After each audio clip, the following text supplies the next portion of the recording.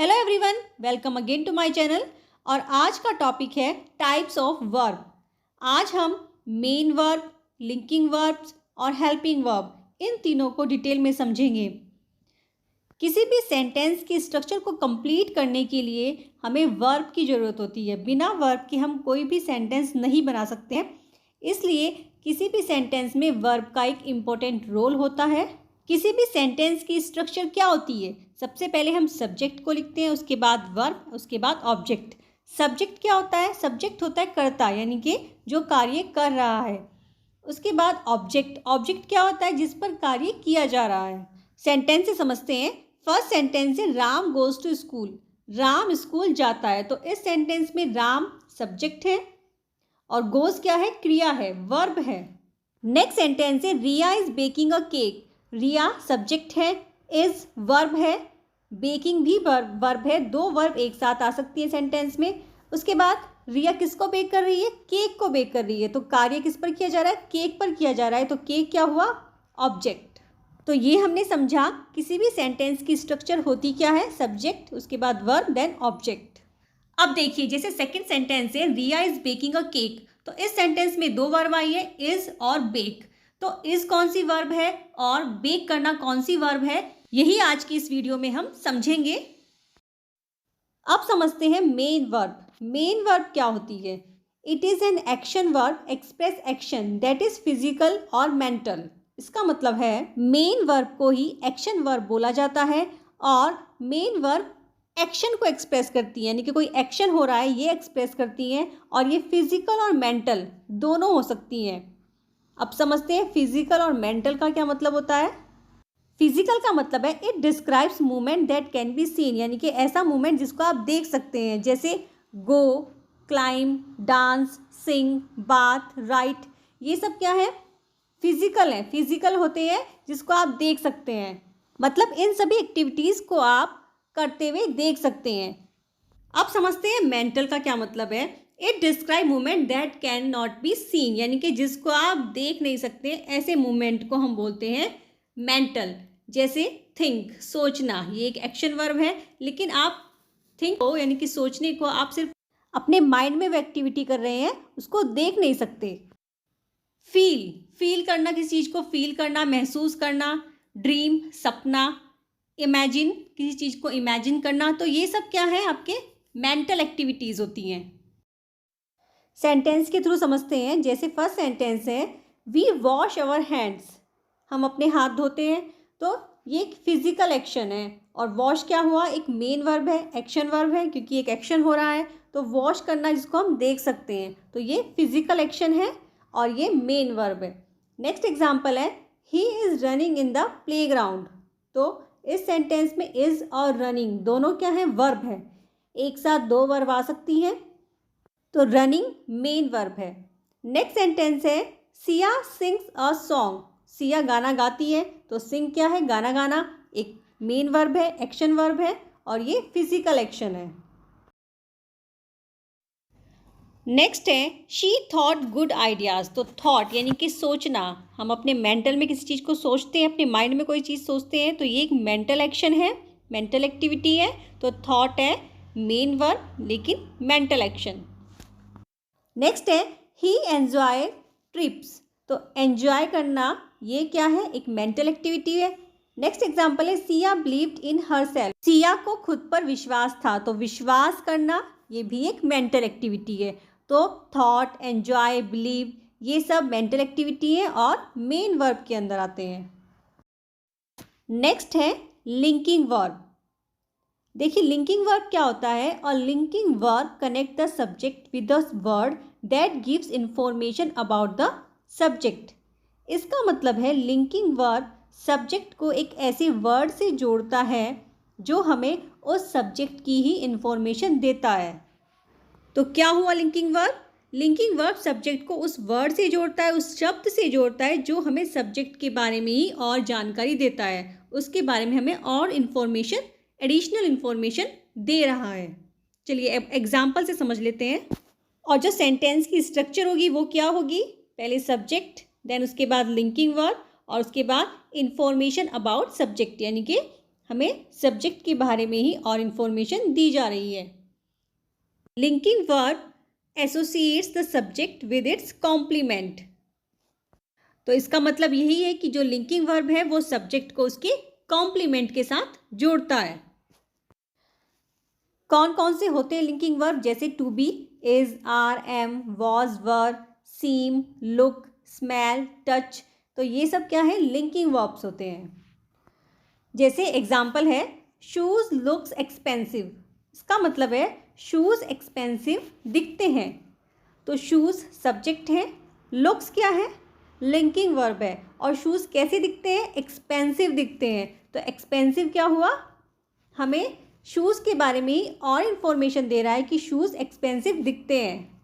तो अभी हमने पढ़ा था लिंकिंग वर्ब का काम होता है सब्जेक्ट को उसी की कॉम्प्लीमेंट से जोड़ना, उनको ज्वाइन करने का काम करता है लिंकिंग वर्ब। तो इस सेंटेंस में शूज़ सब्जेक्ट है, लुक्स लिंकिंग वर्ब है और एक्सपेंसिव शूज़ का कॉम्प्लीमेंट है। नेक्स्ट एग्जाम्पल है आइसक्रीम इज कोल्ड। आइसक्रीम ठंडी है। तो आइसक्रीम सब्जेक्ट है और इसका कॉम्प्लीमेंट है कोल्ड। कैसी आइसक्रीम है? कोल्ड है। तो इज है लिंकिंग वर्ब। नेक्स्ट एग्जाम्पल है मायरा इज ब्यूटीफुल। तो मायरा सब्जेक्ट है और मायरा का कॉम्प्लीमेंट ब्यूटीफुल है और इज लिंकिंग वर्ब है। नेक्स्ट है फूड टेस्ट डिलीशियस। तो फूड कैसा है? डिलीशियस है। फूड का टेस्ट है डिलीशियस। तो टेस्ट लिंकिंग वर्ब है और फूड का कॉम्प्लीमेंट है डिलीशियस। तो लिंकिंग वर्ब क्या हुए? जो सब्जेक्ट को उसी के कॉम्प्लीमेंट से जोड़ने का काम करते हैं उनको हम बोलते हैं लिंकिंग वर्ब। तो अभी तक हमने पढ़ा है मेन वर्ब और लिंकिंग वर्ब। मेन वर्ब को ही हम एक्शन वर्ब बोलते हैं और मेन वर्ब क्या होता है? जिसमें कोई एक्शन एक्सप्रेस किया जा रहा है, यानी कि कोई एक्टिविटी हो रही है, वो हो गया आपका एक्शन वर्ब या मेन वर्ब। और सेकंड था लिंकिंग वर्ब, जो सब्जेक्ट को उसी की कॉम्प्लीमेंट से जोड़ने का काम करता है, वो होता है लिंकिंग वर्ब। अब हम समझते हैं helping verb. Helping verb, helping verbs are also called auxiliary verbs. These verbs help the main verb. यानी कि हेल्पिंग वर्ब को ही हम ऑक्सिलरी वर्ब कहते हैं और ये वर्ब हेल्प करती है मेन वर्ब की। नाम से पता चल रहा है हेल्पिंग वर्ब है, यानी कि ये हेल्प करती है। और किसकी हेल्प करती है? मेन वर्ब की हेल्प करती है। और किसी भी सेंटेंस में अभी मैंने आपको बताया था दो वर्ब एक साथ आ सकती है, यानी कि हेल्पिंग वर्ब और मेन वर्ब। सेंटेंस जैसे लिखा हुआ है we play in the playground. तो प्ले क्या है? मेन वर्ब है, यानी कि कोई एक्शन हो रहा है, कोई एक्टिविटी हो रही है, तो प्ले क्या हुआ? मेन वर्ब है। सेकेंड सेंटेंस है we are playing in the playground. अब यहाँ पर सेंटेंस का मतलब है कि हम प्लेग्राउंड में खेल रहे हैं। तो आर हेल्पिंग वर्ब है और प्लेइंग मेन वर्ब है, यानी कि यहाँ पर दो वर्ब एक साथ आई है। तो हेल्पिंग वर्ब मेन वर्ब की हेल्प करती है किसी भी सेंटेंस में। अब समझते हैं हेल्पिंग वर्ब कौन कौन सी होती है। हेल्पिंग वर्ब्स को ही ऑक्सिलरी वर्ब्स बोला जाता है और ऑक्सिलरी वर्ब्स होते हैं टू टाइप्स के, primary auxiliaries and modal auxiliaries. Primary auxiliary के अंदर आते हैं टू बी, जैसे is, are, am, was, were. Do के अंदर आते हैं डू, डज और डिड और हैज़, हैव और had. Is, are, am, do, does और हैज़, हैव ये सब प्रेजेंट के लिए यूज़ किए जाते हैं और वाज, वर, डिड, हैड ये सब पास्ट के लिए यूज़ किए जाते हैं किसी भी सेंटेंस में। तो ये हमने देखा अभी प्राइमरी ऑक्सिलरी वर्ब्स कौन कौन से होते हैं। अब हम देखेंगे मॉडल ऑक्सिलरी वर्ब्स कौन कौन से हैं। Can, could, must, may, might, will, would, shall, should ought to. तो ये सब क्या है? मॉडल ऑक्सिलरी वर्ब्स हैं और ये सभी verb as a helping verb भी यूज़ किए जाते हैं। अब देखिए सेंटेंस है he should play in the playground. इसका मतलब है उसे खेल के मैदान में खेलना चाहिए। तो इस सेंटेंस में भी दो वर्ब्स आई हैं, शुड और प्ले। तो शुड क्या है? हेल्पिंग वर्ब है और प्ले क्या है? मेन वर्ब है। तो इस तरीके से जितनी भी हेल्पिंग वर्ब्स होती हैं वो मेन वर्ब की हेल्प करती हैं किसी भी सेंटेंस के स्ट्रक्चर को कंप्लीट करने के लिए। जितनी भी हेल्पिंग वर्ब्स होती हैं, helping verbs help in the formation of tense, यानी कि ये टेंस की फॉर्मेशन में हेल्प करती हैं। जैसे could, should, would, can, may, might, will, shall ये सब क्या है? मॉडल वर्ब्स है। इसके अलावा is, are, am, was, were, has, have, ये सब भी हेल्पिंग वर्ब्स के अंदर आते हैं। तो हेल्पिंग वर्ब टेंस की फॉर्मेशन में हेल्प करते हैं और हेल्पिंग वर्ब मेन वर्ब की भी हेल्प करते हैं किसी भी सेंटेंस की स्ट्रक्चर को कंप्लीट करने के लिए। अब देखिए कुछ इंपॉर्टेंट पॉइंट्स होती हैं जिनको समझना ज़रूरी होता है किसी भी सेंटेंस की स्ट्रक्चर के लिए। जैसे लिखा हुआ है main verb can stand alone. इसका मतलब है कि जो मेन वर्ब है ज़रूरी नहीं कि उसको सेंटेंस की स्ट्रक्चर को कंप्लीट करने के लिए हेल्पिंग वर्ब की ज़रूरत पड़ेगी ही पड़ेगी, ऐसा नहीं है। मेन वर्ब अकेले भी सेंटेंस को कंप्लीट कर सकता है, ज़रूरी नहीं है कि उसको हेल्पिंग वर्ब की ज़रूरत पड़ेगी। जैसे सेंटेंस है we should wash our hands, हमें अपने हाथों को धोना चाहिए। तो इस सेंटेंस में क्या है, शुड हेल्पिंग वर्ब है और वॉश क्या है, मेन वर्ब है। तो इस सेंटेंस में हेल्पिंग वर्ब भी आई है और मेन वर्ब भी आई है। लेकिन अब देखिए सेकेंड सेंटेंस क्या है, वी वॉश आवर हैंड्स, हम अपने हाथ धोते हैं। तो इस सेंटेंस में वॉश क्या है, मेन वर्ब है। तो इस सेंटेंस में हमें हेल्पिंग वर्ब की ज़रूरत नहीं पड़ी क्योंकि ये सेंटेंस अपने आप में कंप्लीट है, कंप्लीट मीनिंगफुल सेंस दे रहा है, इसमें किसी हेल्पिंग वर्ब की ज़रूरत हमें नहीं है। नेक्स्ट एग्जाम्पल है I have done my work, मैंने अपना काम कर लिया है। अब देखिए इस सेंटेंस में हैव हेल्पिंग वर्ब है और डन मेन वर्ब है। अब सेकेंड सेंटेंस देखिए आई हैव अ कार, मेरे पास एक कार है। तो इस सेंटेंस में हैव अब हेल्पिंग वर्ब नहीं है, ये मेन वर्ब है, क्योंकि इसका मतलब है कि जो मेन वर्ब है वो ऑनरशिप यानी कि पोजेशन को शो कर रहा है कि मेरे पास एक कार है। तो इस सेंटेंस में हैव मेन वर्ब है और ये ऑनरशिप को शो कर रहा है। ऑनरशिप मतलब किसी चीज़ पर अपना अधिकार होना, कि आई हैव अ कार या आई हैव अ पेन, ठीक है। तो किसी चीज़ पर आपका जब अधिकार होता है या कोई चीज़ आपके पास होती है तो तब हम यूज़ करते हैं हैव का, और ये as a main verb use होती है तब।